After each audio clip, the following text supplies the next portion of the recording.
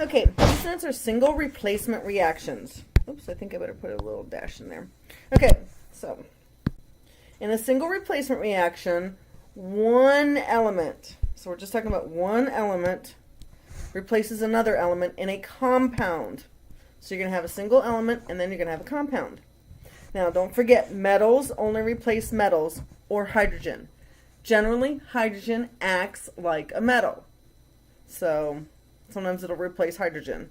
Nonmetals only replace nonmetals, and that's anionic. Basically, you're doing two positive charges. So a positive charge can only replace a positive charge, not a negative charge. And then a negative charge can only replace another negative charge. Okay, so let's look at this one. It says, predict the products when solid aluminum is placed in a solution of copper 2 chloride. Okay, so here we have to figure out what's replacing what. Well, the single element, of course, is aluminum, which is a metal. Okay, it's positive charge. So it's going to replace the copper. So it's going to kick copper to the curb. So you're going to have copper, but then you're going to have aluminum chloride. So the aluminum, which has a +3 charge, mixes with the chlorine, which has a -1 charge. Okay?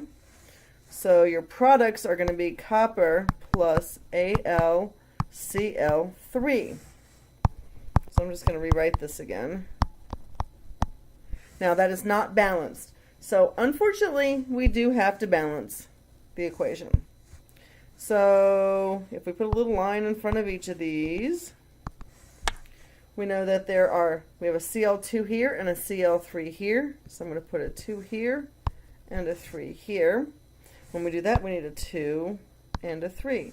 I'm just going to go ahead and rewrite this. So it's going to be 2Al plus 3Cu Cl2 yields 3Cu plus 2Al Cl3.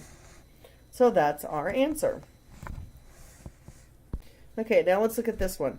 Predict the products when chlorine gas is bubbled into a solution of sodium iodide. This one's a little trickier. We have a compound here. So this is the NaI is our compound. Here's our element. It's actually going to kick iodine to the curb.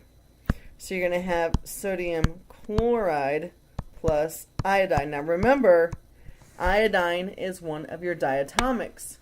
So you have to make sure you put an I to. In fact, all of the nonmetals that are going to do the replacing. And it's only fluorine, chlorine, iodine, and bromine. Well, bromine's before iodine, but either way.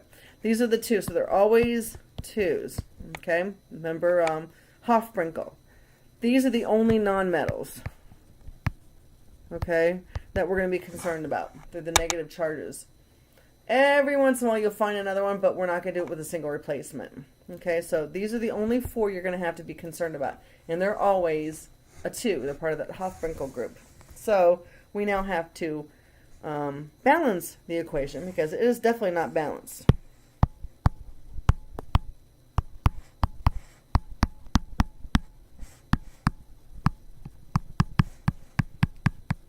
Okay, it's not that hard to balance, really. You've got 2 chlorines, so you need 2 here, and you need 2 here. So, rewriting it,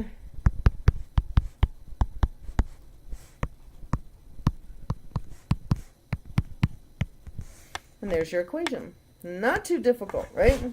Hopefully. Okay, now in order for a single replacement reaction to occur, the element doing the replacement must be more active than the element it's replacing. And that's really important, okay? So we have to use something called an activity series. So you should have that. It's what you picked up for your notes today, earlier. You should have picked up an activity series, okay? I'm going to show you how to use that. Now, if you look at it, it's got metals at the top all the way down to, and then metals at the bottom, or nonmetals at the bottom. So the element must be higher on the activity series in order to do the replacing. So if you look at this, lithium replaces pretty much everything. Gold pretty much replaces nothing. Okay, and if we look down at the halogens or the nonmetals, fluorine replaces them all. Iodine replaces nothing. Okay, so it's got to be higher on it in order to do the replacing. Okay? So let's take a look at this example. We're going to put copper in a solution of potassium hydroxide, which is a base. Okay. So we have to first figure out what's trying to do the replacing. Copper is the one that's by itself, so copper is going to try and kick out the potassium, because the potassium is the metal. Okay, it's the positive. So if we look on our activity series, we find that copper is lower than potassium. So I'm going to write no reaction. So Cu is lower on the activity series than potassium. Okay? Potassium can replace copper, but copper cannot replace potassium. So if you put a piece of copper in a solution of potassium hydroxide, nothing's going to happen. It's just going to sit there. Okay, let's look at this one. So we're basically going to bubble bromine into a solution of sodium fluoride. So here, the bromine is going to try and kick out the fluorine.